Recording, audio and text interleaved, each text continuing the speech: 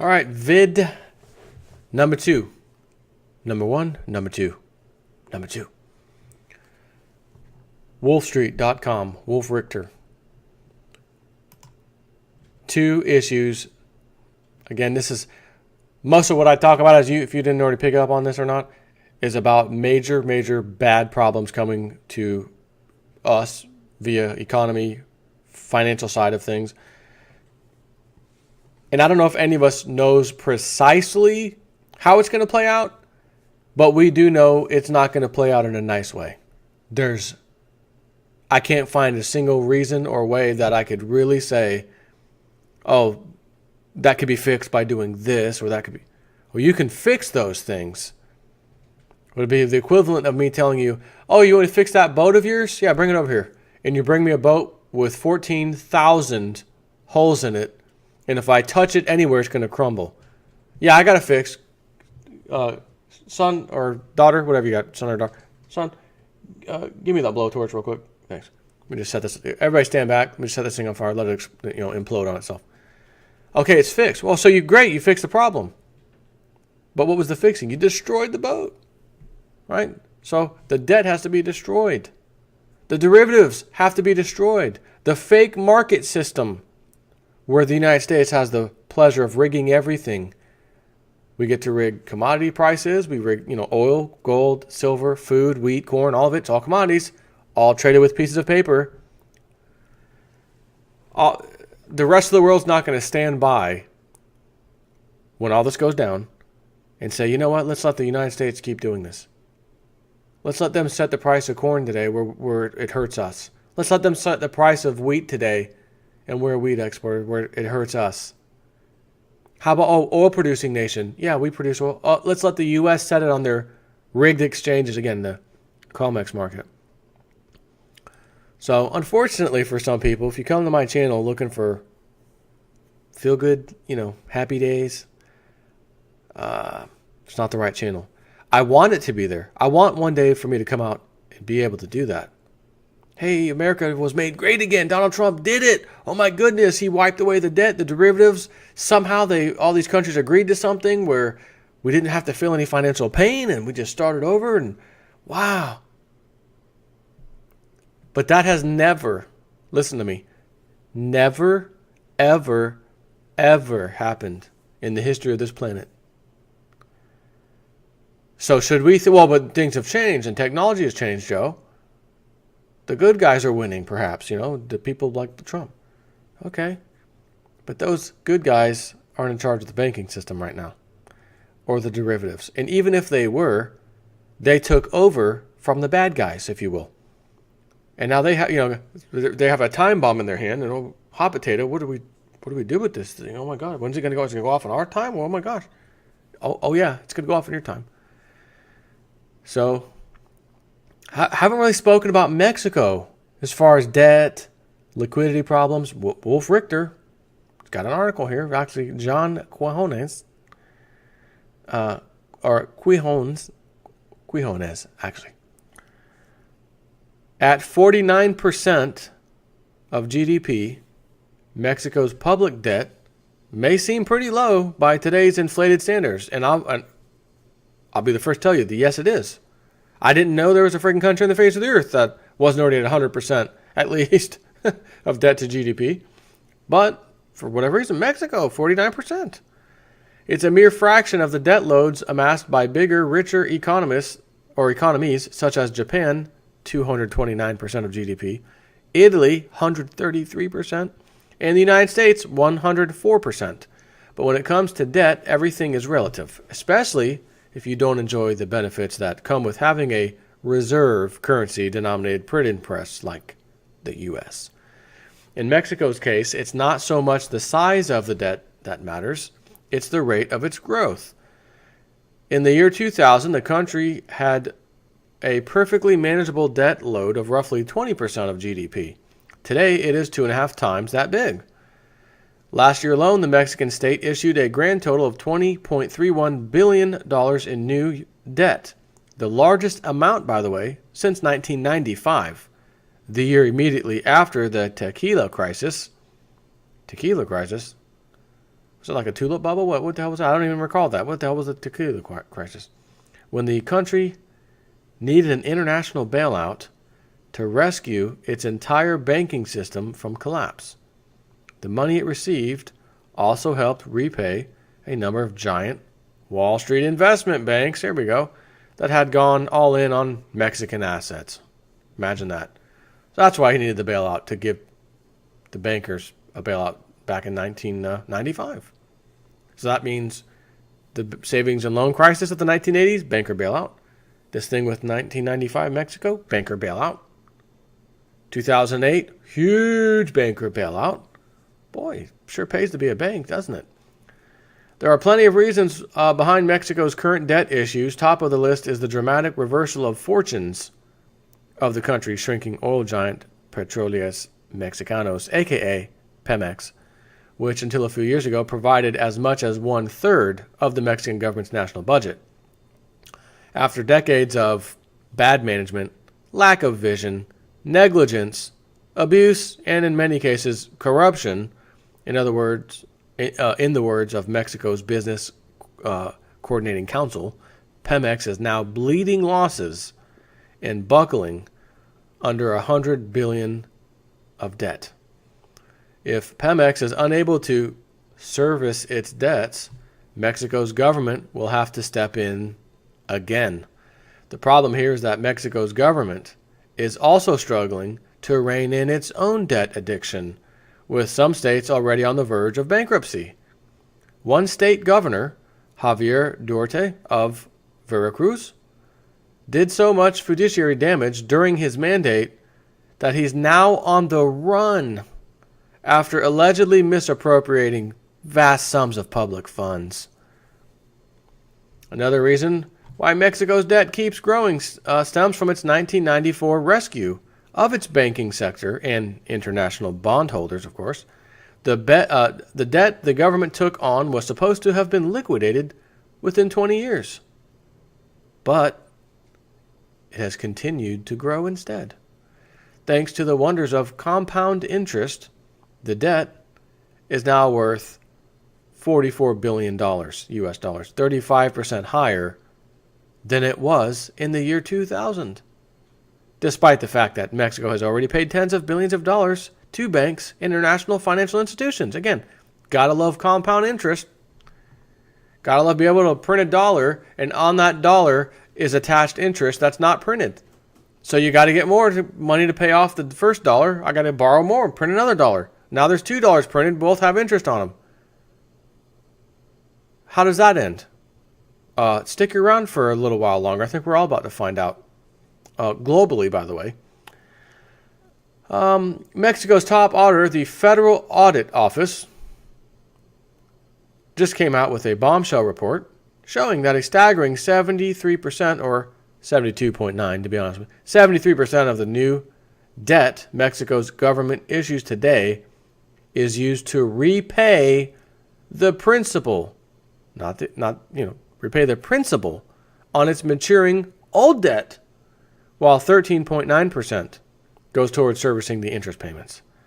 That leaves just 13.2% for investment projects or productive activities, part of which is, no doubt, skimmed off by corrupt officials and businessmen.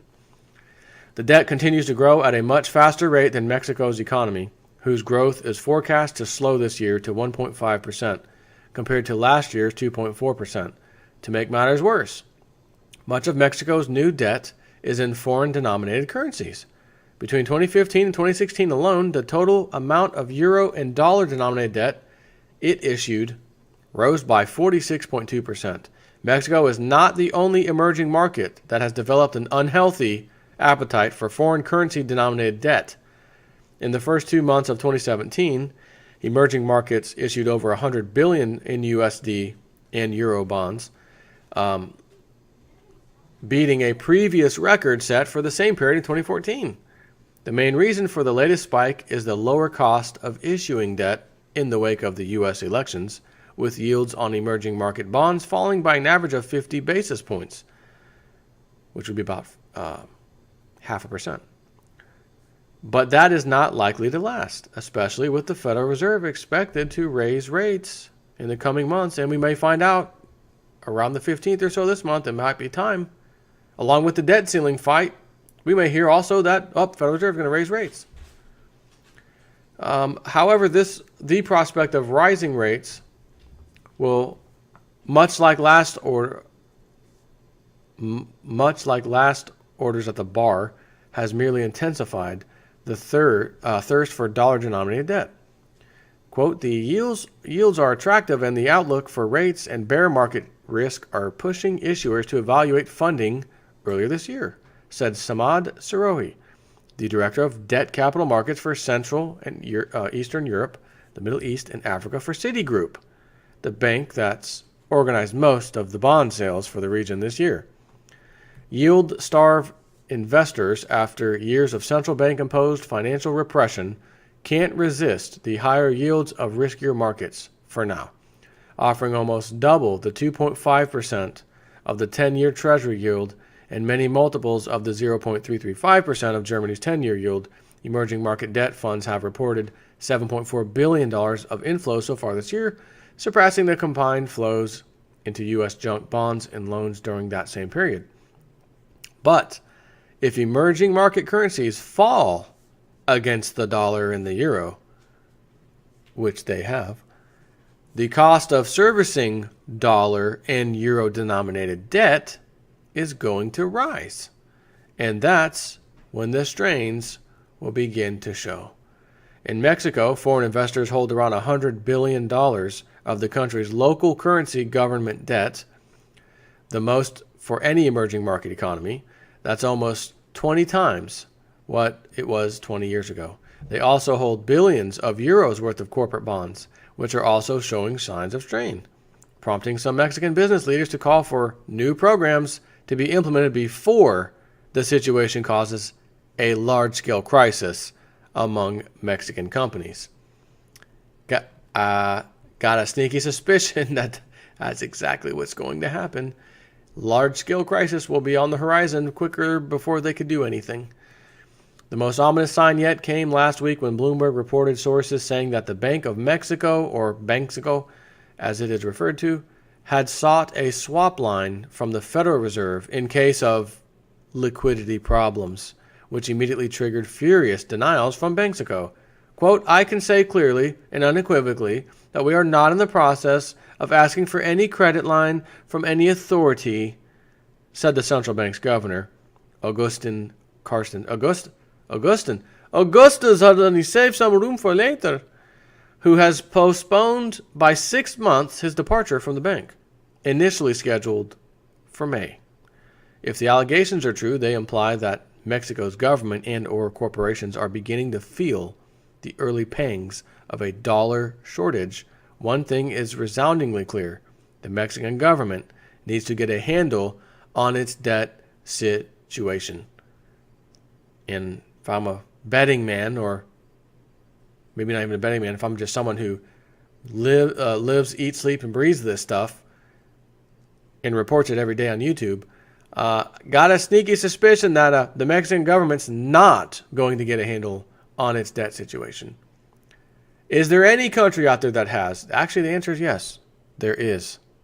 But it's only one. Iceland. Iceland has done wonderful things. Everybody else aside from Iceland, pretty much on the face of the earth, is in the same boat. And there's a lot of countries on this planet. All have central banks. All have fiat paper backed by nothing currency. They all borrow money into existence. And they have these swap lines with the bigger buddies, the bigger club, America, EU, Euro. And it's going to implode on them ultimately. Again, this whole thing was designed to go down and bring everybody down with it so that you can't say, oh, that country, let's go there. Nope. Everybody's affected. We're all in this together. Let's figure out how to get out of it. Oh, I've got an idea. One world currency. How's that sound? Because then we can't have trade wars, because trade wars are essentially part of currency wars. You devalue your dollar, your exports are good for other people who import them because they can get it cheaper because your dollar's been devalued. But then that country says, well, we export stuff too. And some of the stuff you export, we export. And now we're losing business because you devalue your dollar. So, yeah, we're going to devalue ours. You can make a case, as I've said, you can make a case why a single currency system would work fine, because you can't manipulate the price. But at the same time, you say, well, what if that currency was gold? Correct. You shouldn't be able to manipulate the price of it because everyone's using it. It's one thing. Not one entity should be able to set the price. Well, then how do you know how much it's worth? Again, free markets would figure that out. Currently, gold is rigged also, but not because of holding a gold bar or coin in your hand, bringing it somewhere. Where do they get the price? How much are you going to pay me for this today, sir? Oh, well, let me get online and see what the spot price is. Oh, hold on. The what? The spot price. What's the spot price? The spot price is set by the club on their paper exchanges. But they're just transferring paper back and forth. That shouldn't set the price of this thing in my hand. If I was a used car salesman and people were online trading pieces of paper back and forth for used cars, and depending on how much they sold or bought, change the price of my car, that's not fair. That's not fair at all. I mean, I have the asset. I'm the one with the asset. I set the price. I have the asset. It's mine. It's in my hand. It's hard. It's physical. I set the price. No. We have these paper contracts. And even though I say paper, in all honesty, it's not even paper. It's a digital entry online in the system. The right hand sold to the left hand, and the left hand then sells back to the right hand. And as you saw the other day, silver contracts, 23,000 contracts, each for 5,000 ounces, 115 million ounces, liquidated within minutes, $2+ billion worth. And as I said, not 1 ounce, not one flipping ounce left anywhere. No warehouse, bullion banks, secret storage facility. Nope. Account ledger. Account A has sold 23,000 contracts, and account B bought all of them. After the price fell, of course. Then they bought all of them. Okay, so all this, now the digital numbers are in your account. Nothing happened. You didn't have to call the warehouse. Hey, get the forklifts ready. Tell the guys they're going to work overtime. We've got 115 million ounces. It's like 3,000, what was it, 3,000 something tons? Or something like that. It's going to take you a while to move that. We got to get the guys to get the big forklifts in here. Nope. Everybody, false alarm, go back to bed, come into work normal time tomorrow. Nothing's being moved. So, again, you could argue why a single currency would be a good idea. And that's what the club's banking on. So that when all the financial pain comes, and they're going to blame it on this country, and that country's going to blame it on you, and we had a trade war, and you devalued your dollar, we had to devalue our dollar. No. They're going to go back and forth. And as Trump said, I talked to the Chinese president and the Japanese president or prime minister. We understand we need to level the playing field. We've got some plans in the making, and it's going to happen sooner than anyone thinks. And I'm dying to know, Mr. Trump, Mr. President, what was this plan? You said it's going to be here sooner than anyone even thinks. That means you have some plan on paper. What is the plan? That's what I want to know. We're going to find out. Again, we will find out. But this is just, this is insane. I'm looking at another one of his articles here. This is worse than before the last 3 crashes. This chart shows multiple compression is coming. How long can this surge in stocks go on? That's what everyone wants to know. Projections range from forever. These projections have become increasingly common. It's already finished. That's a fairly wide range. But for example, a stock trades at a price that will give it a price to earnings ratio of 20. Stock price is 20 times earnings per share. When earnings per share remain flat over time, but the stock prices rise, or the price of that stock rises, then the price to earnings ratio, the multiple, expands. When this spreads across the market, even when aggregate earnings remain flat, it means rally.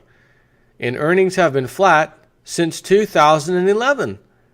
The other day I posted a chart that showed that earnings of the S&P 500 companies in Q4 2016 were back where they'd been in Q4 2011. So 5 years of earnings stagnation. Yet during those 5 years, the S&P index soared 87%. The thing that changed during those 5 years was the price to earnings ratio. This combination of flat earnings and soaring stock prices, and thus soaring price to earnings ratios, is historically speaking not a good thing when it drags on for too long.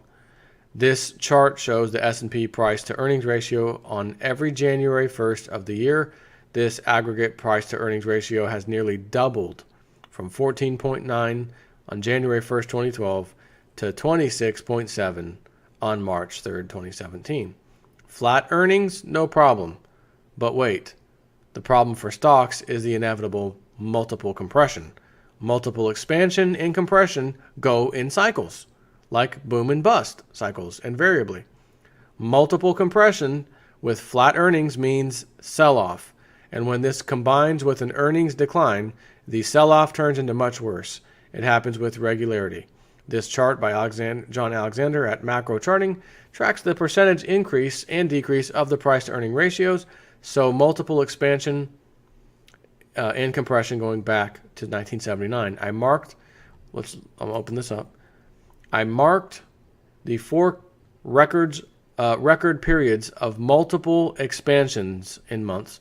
The first 3, which ended in 1987. Anyone remember that date? October 1987 stock market crash. Next date, 2000. Anyone hear of something called the tech bubble burst? And 2009. Anyone remember that one? 2008, 2009? Turned into periods of multiple compression associated with blistering crashes. So, again, these are those things I always talk to you about: thermometer, temperature gauge, etc. That's what this is. That's what I'm talking about. These are the things that says we absolutely have a problem. It's cyclical. We can see it. It should be here any freaking second. Markets rally, no news. Markets rally, good news. Markets rally, middle of the night sleeping, all of planet Earth killed by an asteroid. Markets rally the next day. Well, hold on, there's not even humans left. What the hell? Could you imagine being a little alien flying by and seeing that? Oh, well, let's stop here. Hold on, I want to see this. Look at these freaking idiots. Yeah, we got to check this out. We just passed by this huge comet. It's actually, the comet's going to hit Earth. Asteroid, something, it's going to hit Earth. Oh, no, get the popcorn. Let's watch this. I don't have any left. Oh, well, let's go down there. Let's go make some symbols in someone's cornfield, and we'll take the corn when we're down there. Oh, no, you don't want that. That's genetically modified. These idiots are modifying their food genetically? Yeah, that's what I said. It's just stay up here. And then you watch it. Mass extinction event just happened. But I guess some battery backups and things like that were online. And they have these 3 major stock market indexes, the S&P and the Dow Jones and whatnot. This is crazy. There's not a human alive. And the markets are rallying. I guarantee you that would happen. Because it's all controlled by computers and the riggers who run those computers. You might know them as central banks and the big banks. Anyways, this is hard evidence. This is something that tells you, as much as I'm hoorah Trump, yeah, go Trump, make America great again, go after these criminals, go after the pedophiles, go after all of them. This is essentially the comment I told you about, that it's been en route to you for the last 500 million years. It just finally made it over here. You're the bullseye anyways, and you've had 500 million years of human activity to deal with stuff, and it's about to go away. That's kind of what this is. Like, stock market, this crash, it's coming. Here's the data. You could go back, 500 million years, in this case, 20, 30 years, and look at the cycle. My huge analogy here. This is, again, math. Numbers. You cannot fight with, argue with math. Only thing is, they can extend things a little bit, right? Because if you look at these little red marks here, you can tell the first one, 1987, wasn't that long, but then the next one was kind of long. And the next one wasn't too long, but then we have this one. Oh, it's kind of longer than all of them so far, right? So where's the one in 2017 or 18 going to be? And that's a question I can't answer. But the point is, you'd be a fool to think that they'll just magically fix all this without any kind of financial pain that's going to affect you. You'd be a fool to have faith in these criminals.